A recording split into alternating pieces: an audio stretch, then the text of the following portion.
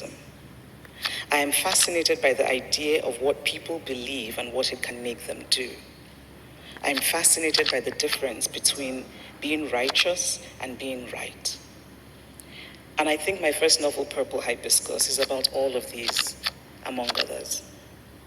And speaking of my first novel, before it was published, an editor strongly suggested that I remove the sprinkling of Igbo words in the novel, because the editor said the Igbo words would confuse American readers. Fortunately, I had just read Saul Bellow's novel, Herzog. And so, feeling a little clever, I asked the editor, have you seen the many paragraphs of untranslated French in Herzog? Of course, I understand that French is a much more familiar language to the American reader than Igbo is.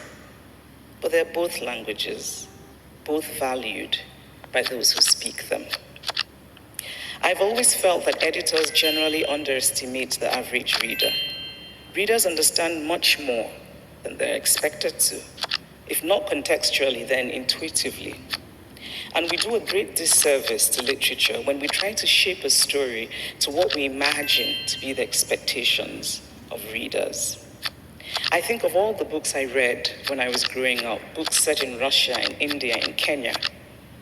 I might not have understood every single cultural reference, but I understood most of them. Turgenev certainly did not have in mind as his ideal reader a girl in southeastern Nigeria. But I read and loved the novel Fathers and Sons. I grew up bilingual, as did almost all the people I grew up with. We spoke both English and Igbo at home. Sometimes we spoke both English and Igbo in the same sentence. But we were not allowed to speak Igbo in school. It was called, with a derogatory tone, speaking in the vernacular. Even the word vernacular was wrapped in shame. I look back now at the absurdity of it, and also the great sadness of it. How colonialism's most insidious legacy is its ability to make you denigrate that which is yours.